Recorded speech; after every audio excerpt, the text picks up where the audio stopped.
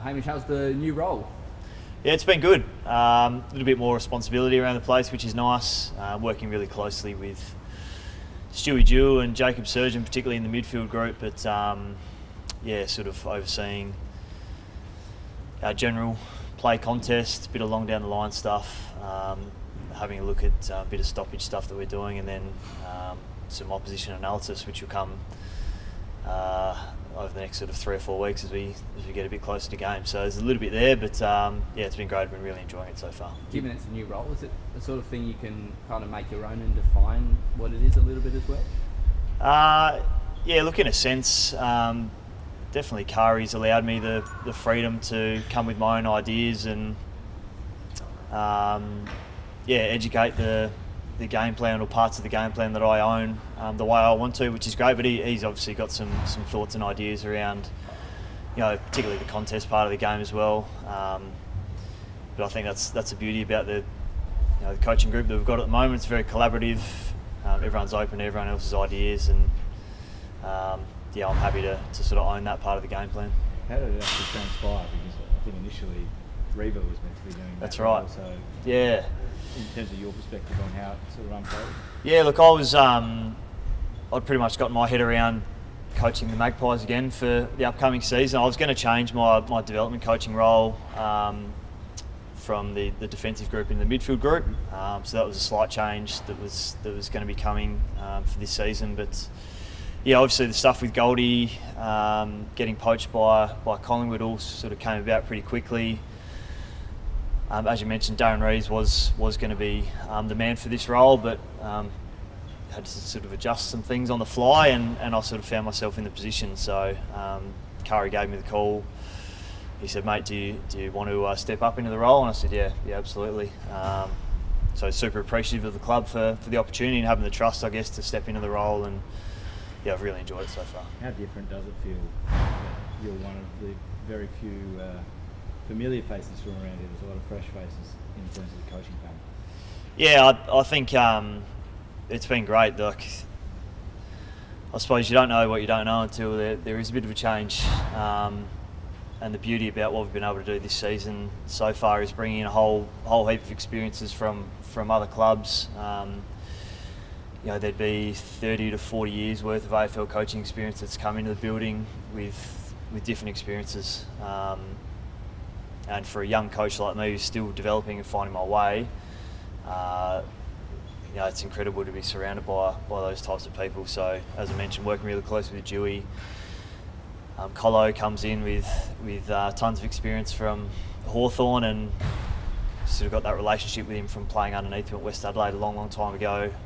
Luke Webster's come in from West Coast and Carlton, and being exceptional in the way he presents and the way he educates. So very, very fortunate to be surrounded by great minds and lots of experience. Is there a step up at all, Hamish? Like when you're in charge of the Maggies, I mean, you're head coach, Yeah. which is a big job, and now you're not a head coach, but you're in the AFL program. Yeah. Is there a step up in workload and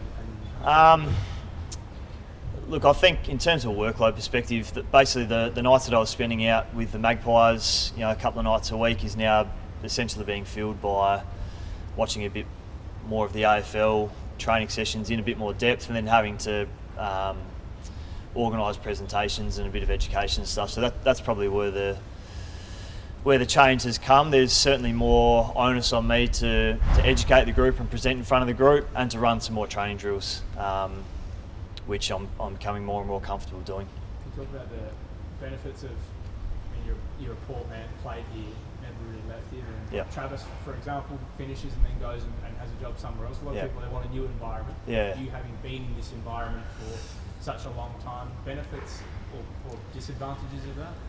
Yeah, I think for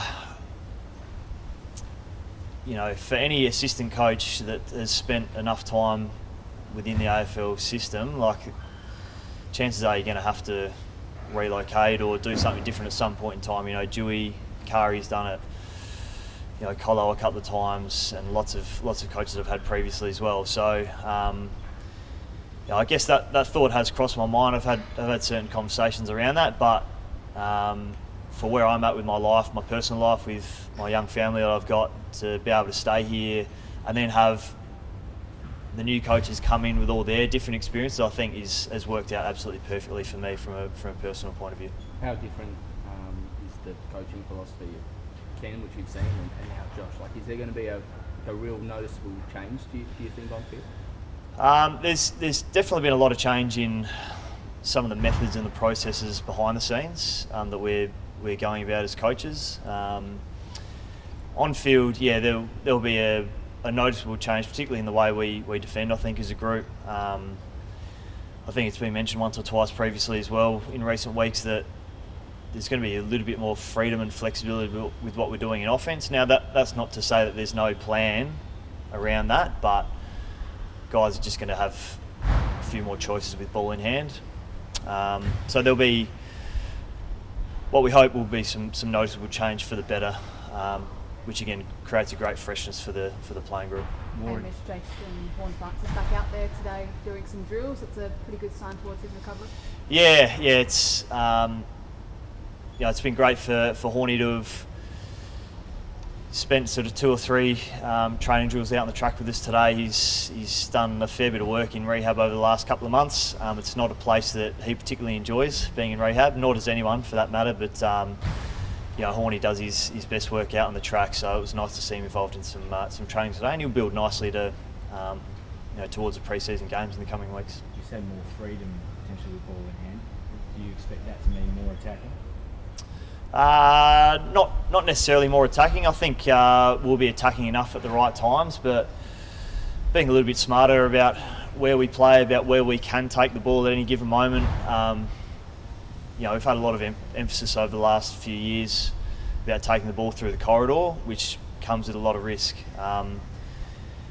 Every team, I think, wants to use the corridor to try and get the ball from A to B and to score, but it's not the only way we're going to move the ball this year. So, and the players know that, and I think they feel like there's a little bit of weight off their shoulders without having to try and force the ball in through that part of the ground all the time, that they're going to have some other options. What are the main differences between Ken and Kari? The main differences. Look, I think Kenny was very, very set in the way that he wanted the game to be played. Kari is probably more open to some other suggestions and ideas, and leans on the experience of the guys around him to help him out. Ted Closey was out there today. What have you seen from him as a football club that you thought would pinch him from the Eagles and have a bit of a look? Yeah, look, I think Ted is obviously at a very, very good football club for a few years in Geelong. Played 12 games there, 9 of which were last year in 2025. So, any of those players that are on the sort of precipice of playing a fair bit of footy for very, very good clubs, I think we'd be silly not to entertain them becoming part of our group. And Ted was over here training with Woodville, has made the move over here to South Australia, and we feel like there's an opportunity for him to potentially make our group better. So he gets the next sort of 3 or 4 weeks to put his best foot forward ahead of when the club has an opportunity to make those decisions. Is that enough time, do you think, to see enough from him to prove that you're in stuff? Yeah, I'm sure both parties would like to have seen him out here for a longer period of time, but I think for 3 or 4 weeks is, he'll get lots of match sim in that period of time. Already he's shown that he sort of sees the game pretty well in the short snippet that we've seen of him today. So I think 3 or 4 weeks will be enough time for us to determine whether he's going to be the right fit for us or not. How do you see that SSP battle? There's obviously 4 and 2 spots. Yeah. What's your take on that? Yeah, look, all the guys have been exceptional in their own little ways. So clearly we know the talent and the smarts of Jaden Stevenson. Been really happy with Balin O'Brien, the young Norwood product. He's a tough, really reliable defender who can play sort of a bit smaller and a bit taller. And Mitch Zaddo from Perth has shown some real craft in and around the contest. He's strong, he's tough, he runs well. So they've all shown glimpses. So there'll be a tough call to make, I'm sure, over the coming weeks. But all the guys have held themselves in really good stead for the last sort of 4 or 5 weeks. Harry Rams was a big mark today. close, isn't it, to potentially being part of that main group from round one? Look, Ramy's a really impressive young kid. You see the physical state that he's in at the moment. He's 205 centimetres, ripped. He's got a nice tan going on at the moment too, so he's in pretty good nick. And for a young kid to have been in rehab for the best part of sort of 2 or 3 months, to then hit the track and be in that physical shape just shows the type of character that he is.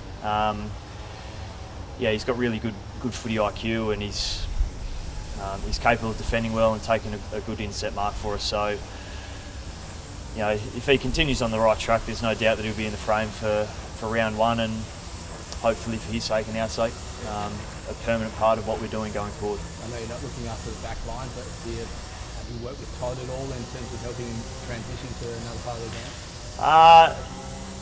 game? Not personally. I made a comment to Todd the other day. I'm really enjoying his development down there as a player who hasn't spent much time. He sees the game really well. He's got great IQ.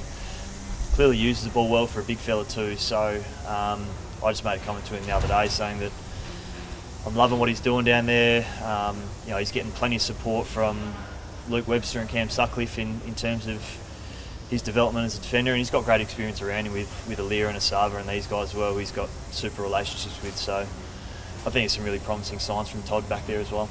Last couple of Max was talking about how you've been a Port Adelaide man through and through. Do you share the pros of that with Zach this year? Zach and I have got a great relationship, sort of external to footy. We don't talk about where his head's at or any of that sort of stuff. Like, at the end of the day, our job as coaches and as people around the footy club is to make sure that the environment is as suitable as possible for Zach and for every player for that matter. So Zach will make his call in due course. He's certainly doing nothing to suggest that he's not fully embedded in the program. Like, he's so competitive. He speaks up in meetings. He's a great leader around the football club, and he wants to do the very best for himself and for our team for this year. So we'll see where things land at the end of that. Just on that, one of your former assistants in Chad Corns was making a splash in the media already. I think that's a Corns thing. But he was saying that he'd have Zach as the captain this year. I'm sure you obviously want Connor to be the skipper, so can you just give us the case for Connor?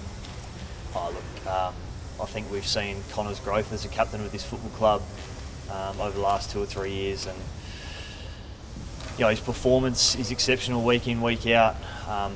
He's a player that the young guys around the football club idolise. He communicates really well, so there'd be absolutely no reason for Connor not to be the captain this year. But it's nice to have people that know the players, also share their reasons for other players potentially filling that role as well. It means that we've got an exceptional group of leaders around the football club. What would you say to those who would argue that Zach should have been offered the skipper position as an extra incentive to potentially stay at the club? Do you think that is an incentive to stay, or something that could make a difference? Used in that way? I don't know. Just off the top of my head, I feel like any football club were doing themselves a disservice by not choosing the absolute right person to be the captain of their club, the best representative of who they want to be as a footy club, and for us that's Connor.